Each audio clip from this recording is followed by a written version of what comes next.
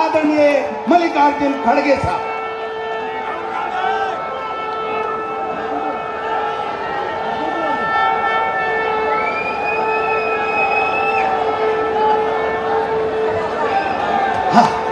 मल्लिकार्जुन खड़गे, खड़गे साहब, खड़गे साहब, Congress party, Congress party, Congress party.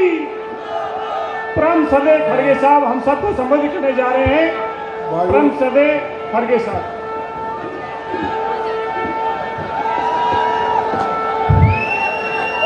भाइयों, अभी हमारे कांग्रेस पार्टी के अध्यक्ष ने हमारे प्रिय नेता राहुल गांधी जी को उन्होंने बुलाया है, तो मैं और आप सभी उनके भाषण सुनने के लिए यहाँ आए हैं।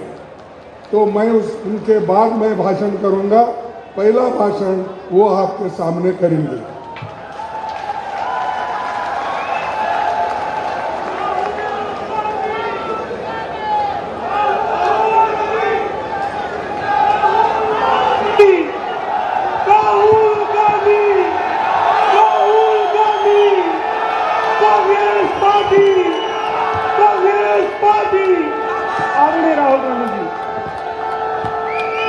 खड़गे जी, केसी वेणुगोपाल जी, रंधावा जी, अशोक गहलोत जी, दोतासरा जी, सचिन पायलट जी, जितेंद्र सिंह जी, मालविया जी, हरीश चौधरी जी, मोहन प्रकाश जी, सीपी जोशी जी, स्टेज पे कांग्रेस पार्टी के वरिष्ठ नेता, हमारे प्यारे कार्यकर्ता, भाइयों और बहनों, एमएलएज, एमपीज, आप सबका यहां बहुत बहुत स्वागत।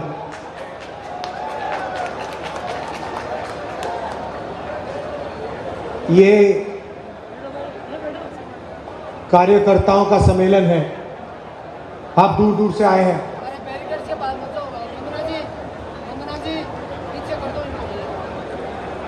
जैसे राजस्थान में रणथंभौर है, रणथंभौर में अगर आप जाएं, आप गए होंगे, तो वहां पे एक शेर को देखने घंटे लग जाते हैं। मतलब ढूंढो उसको, 6-7 घंटे लगते हैं और फिर एक झलक दिखती है, भाग जाता है। आप में से लोग गए होंगे रणथंभौर। यहां पे पहली बार मैंने देखा है कि हजारों बब्बर शेर एक साथ बैठे हुए हैं।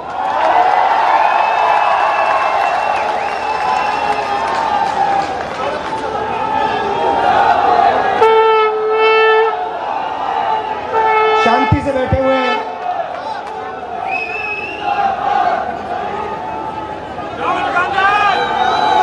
नफरत की बाजार नहीं है, मोहब्बत की दुकान है।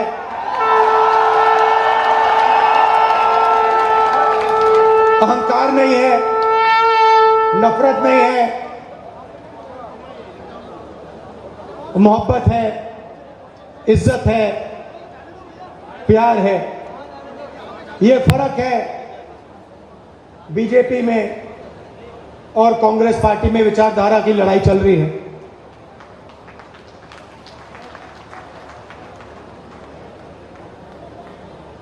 कुछ दिन पहले मैंने पार्लियामेंट में अदानी जी वाला भाषण दे दिया। देखा होगा आपने, पार्लियामेंट में देखा। अब इनकी नई आदत है, वो टीवी ऑफ कर देते हैं। पहले माइक ऑफ करते थे, अब टीवी ऑफ कर देते हैं। तो पता नहीं आप में से सबने देखा या नहीं देखा, मगर बीजेपी वालों ने जरूर देखा। और उसके बाद मेरी जो लोकसभा की सदस्यता है उसे रद्द कर दिया। जैसे गाड़ी में एक्सेलरेटर दबाते हैं वैसे ही मेरे केस का एक्सेलरेटर दबा दिया और 2 दिन में मतलब निर्णय ले लिया। पहली बार हिंदुस्तान में डिफॉर्मेशन के लिए मैक्सिमम पनिशमेंट 2 साल की मेरी लोकसभा की जो मेंबरशिप है रद्द कर दी।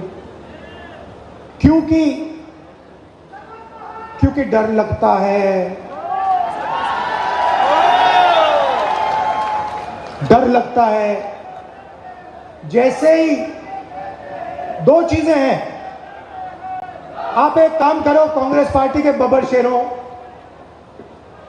कोई भी बीजेपी का कार्यकर्ता आपके सामने आए, उसके सामने अदानी नाम ले लो, भग जाएगा।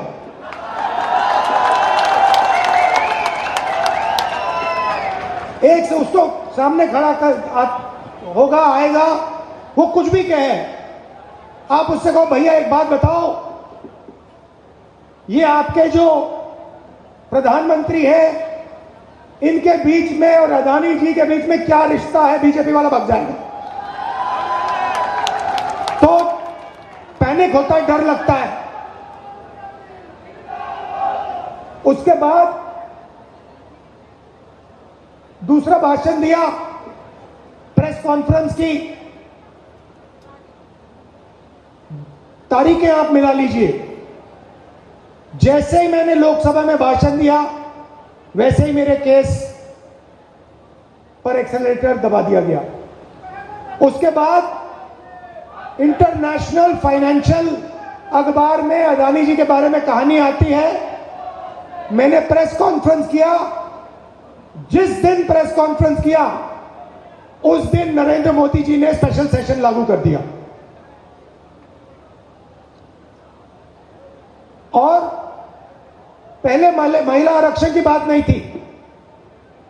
आपको याद होगा, पहले हिंदुस्तान के नाम को बदलने की बात थी। याद है आपको? इंडिया से भारत। अब पहली बात, कॉन्स्टिट्यूशन में साफ लिखा है इंडिया दैट इज भारत, मतलब दोनों नाम कॉन्स्टिट्यूशन में है।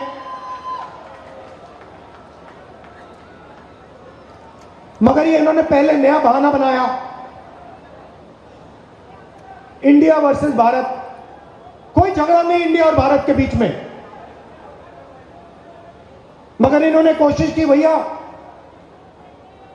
इंडिया और भारत के बीच में लड़ाई कराओ।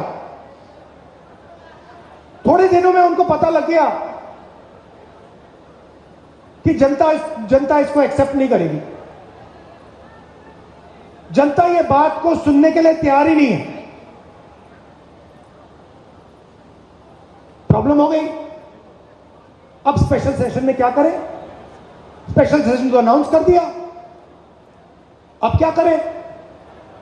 चलो महिला आरक्षण की बात करते हैं। अब देखिए, महिला आरक्षण का हमने पूरा समर्थन किया है। राजीव गांधी जी पंचायती राज में महिला आरक्षण लाए थे। हमने बिल का, सब पार्टियों ने, इंडिया ने, जो हमारा गठबंधन है, सब पार्टियों ने कहा हम इस बिल को पूरा समर्थन देते हैं। मगर इसमें हमारे 2-3 सवाल हैं, सवाल के जवाब दे दीजिए। पहला सवाल, इसमें ओबीसी महिलाओं के लिए रिजर्वेशन क्यों नहीं किया? दूसरा सवाल, बीजेपी के लोग कहते हैं कि महिला आरक्षण करने से पहले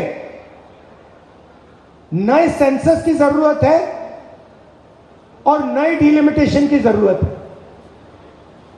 यह सच नहीं है भाइयों और बहनों। महिला आरक्षण को लागू करने के लिए विधानसभा और लोकसभा की 33% सीटें महिलाओं को आज दी जा सकती हैं, मगर इन्होंने बहाना बनाया है। ये चाहते हैं कि महिला आरक्षण 10 साल में लागू हो। हम चाहते हैं कि महिला आरक्षण आज लागू हो।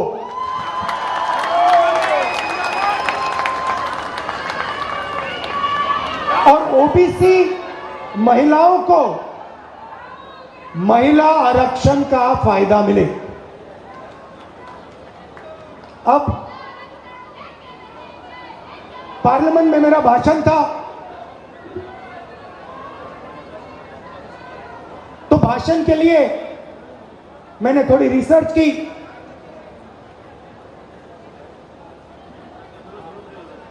हमारे जो इंस्टीट्यूशंस हैं, जो संस्थाएं हैं, उसमें ओबीसी वर्ग की, दलित वर्ग की, आदिवासी वर्ग की क्या भागीदारी है। तो मैंने क्या किया, हिंदुस्तान को 90 लोग चलाते हैं। हिंदुस्तान को, आज के हिंदुस्तान को एमएलए और एमपी नहीं चलाते हैं। आज के हिंदुस्तान को प्रधानमंत्री 90 अफसरों के साथ चलाते हैं। वो कौन है? वो हिंदुस्तान की सरकार के सेक्रेटरीज हैं। हर मिनिस्ट्री को, सेंट्रल मिनिस्ट्री को सेक्रेटरी चलाते हैं। तो मैंने एक बात चेक की कि ये जो लोग 90 लोग हैं जो हिंदुस्तान की सरकार को चलाते हैं, पूरा का पूरा पावर इनके हाथ में है। हिंदुस्तान किस ओर जाएगा, शिक्षा में क्या निर्णय लिए जाएंगे, स्वास्थ्य में क्या निर्णय लिए जाएंगे, नरेगा का डिजाइन कैसे होगा, भोजन के अधिकार का डिजाइन क्या होगा, ये 90 लोग चुनते हैं, ये डिसाइड करते हैं। तो मैंने सोचा देखता हूं इन 90 लोगों में से नरेंद्र मोदी जी की सरकार में ओबीसी कितने हैं। नरेंद्र मोदी जी 24 घंटा ओबीसी की बात करते हैं। भाइयों और बहनों, आज 90 लोगों में से 3 लोग ओबीसी वर्ग के हैं। 3 लोग ओबीसी वर्ग के हैं। और बात सुनिए, वो 3 लोग हिंदुस्तान के सिर्फ 5% बजट पे निर्णय लेते हैं। मतलब 3 है और सरकार में उनकी कोई पावर नहीं है। कोई नहीं सुनता उनकी, उनको कोने में रखा हुआ है।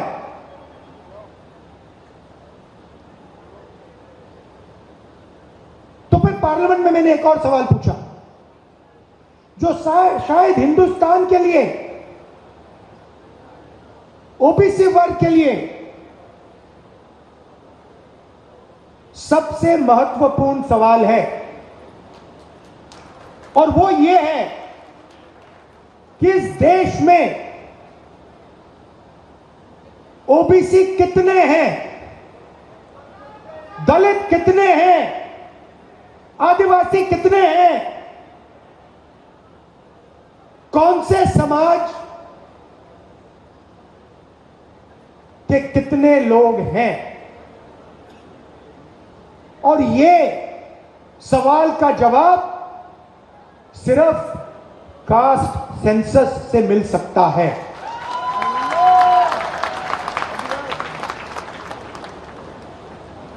जैसे ही मैंने कास्ट सेंसस की बात शुरू की पार्लियामेंट हाउस में, आप देख लेना। बीजेपी लोग, बीजेपी के नेता, बीजेपी के मंत्री, एमएलए सब चिल्लाने लगे, मेरी आवाज को दबाने की कोशिश की। टीवी का कैमरा हिल गया कि देश के ओबीसी को यह पता ना लगे कि हिंदुस्तान की सरकार को जो चलाते हैं, 90 लोग जो चलाते हैं, उनमें से सिर्फ 3 ओबीसी वर्ग से आते हैं। नरेंद्र मोदी जी, बीजेपी अदानी जी से डरते हैं। अदानी जी शब्द को अगर विपक्ष का कोई बोलता है, बीजेपी के कार्यकर्ता, प्रधानमंत्री, मंत्री सब हिलने लगते हैं, टीवी ऑफ हो जाता है, माइक बंद हो जाता है। दूसरी तरफ जैसे ही कांग्रेस पार्टी कास्ट सेंसस की बात करती है, जो मैंने बात उठाई पार्लियामेंट हाउस में,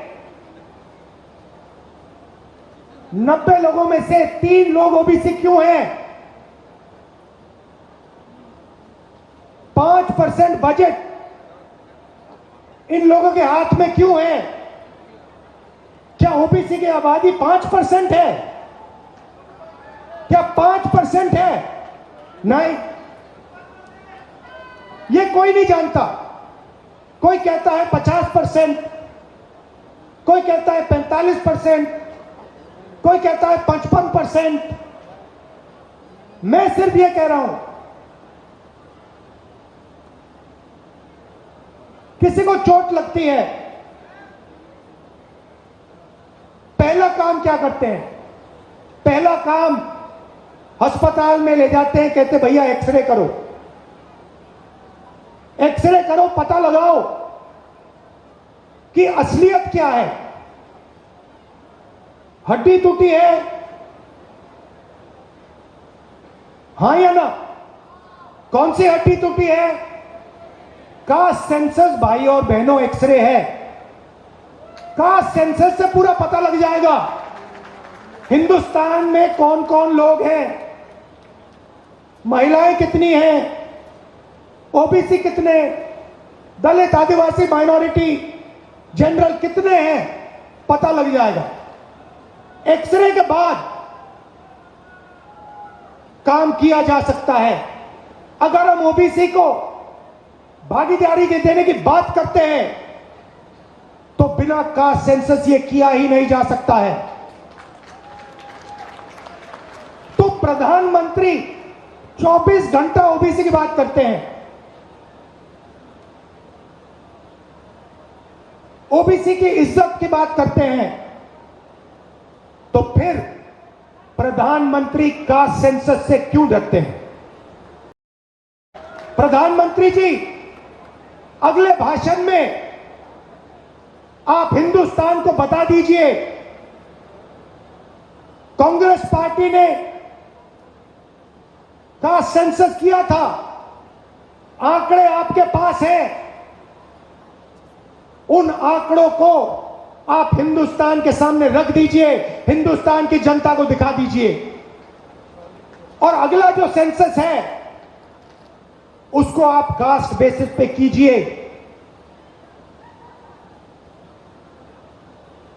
ओबीसी का अपमान मत कीजिए, ओबीसी को धोखा मत दीजिए।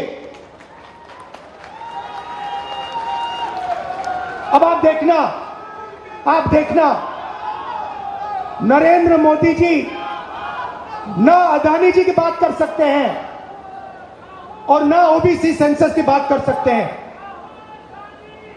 उनके भाषण देखना आप, आने वाले समय में भाषण देखना,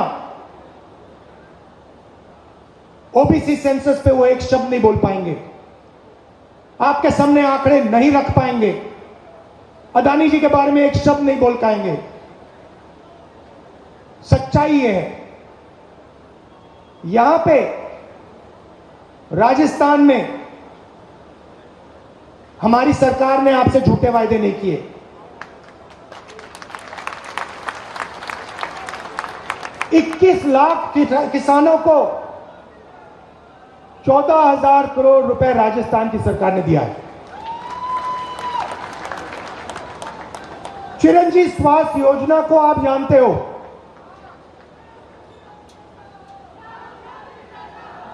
कुछ दिन पहले मैं रेलवे स्टेशन में कुलियों से बात करने गया।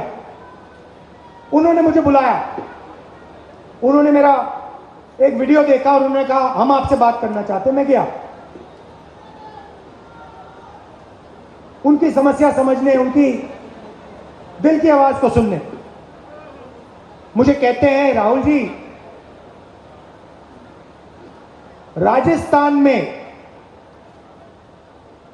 राजस्थान की सरकार ने जो स्वास्थ्य पे काम किया है उसने हमारी जान बचा दी।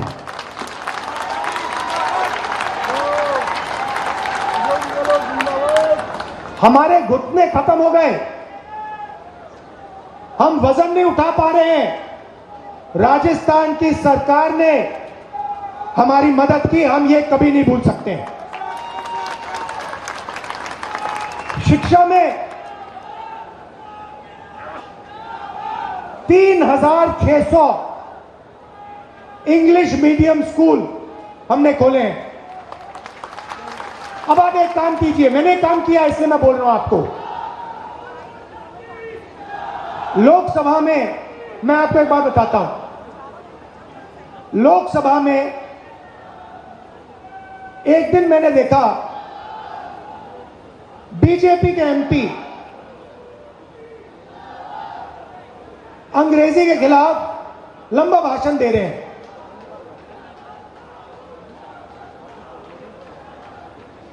और हिंदी के बारे में बोल रहे हैं। हिंदी सबको सीखनी चाहिए, मगर अंग्रेजी भी सीखनी चाहिए। दुनिया में अगर आप किसी से बात करना चाहते हो, आपको अंग्रेजी की जरूरत होगी। हिंदुस्तान में अगर आप किसी से बात करना चाहते हो, आप हिंदी में कर सकते हो। दोनों की जरूरत पड़ती है। बाद में मैं गया पीछे, सुनिए, बाद में मैं पीछे गया और मैंने उनसे पूछा, भैया एक बात बताइए, सुनिए, डिस्टर्ब मत कीजिए। मैंने पीछे गया, मैंने कहा उनसे, भैया एक बात बताइए, आपने अंग्रेजी के खिलाफ बात की, आपके जो बच्चे हैं वो हिंदी मीडियम स्कूल में जाते हैं या अंग्रेजी मीडियम स्कूल में? इंग्लिश मीडियम स्कूल में जाते हैं। मतलब ये चाहते हैं कि इनके बच्चे अंग्रेजी सीखें और गरीबों के बच्चे अंग्रेजी ना सीखें। मतलब दो हिंदुस्तान बने, इनके बच्चे अंग्रेजी सीखकर अमेरिका जाएं, जापान जाएं, चाइना जाएं, और गरीबों के बच्चे अंग्रेजी ना सीखें और बाकी दुनिया में ना जा पाए, बाकी दुनिया से बातचीत ना कर पाए। हमें दो हिंदुस्तान नहीं चाहिए, हमें एक हिंदुस्तान चाहिए। तो बब्बर शेरों, आपकी सरकार ने और आपने, क्योंकि ये सरकार आपकी है, आपने राजस्थान के लोगों को स्वास्थ्य दिया, आपने कर्जा माफ करवाया। भैया यहां पे सिलेंडर कितने का है? ये गहलोत जी ने, खारगे जी ने, मैंने ये हमने नहीं किया है, ये कांग्रेस पार्टी के कार्यकर्ता ने हमें कह के करवाया है। कांग्रेस के कार्यकर्ता ने, नरेंद्र मोदी जी पूरे देश में माताओं बहनों से पैसा छीनकर 2-3 उद्योगपतियों के जेब में डाल रहे हैं। कांग्रेस पार्टी के कार्यकर्ताओं ने राजस्थान की महिलाओं को 500 रुपए का गैस सिलेंडर दिलवाया है, ये भूलिए मत। 100 यूनिट मुफ्त इलेक्ट्रिसिटी बिजली आपने दी। इंदिरा रसोई में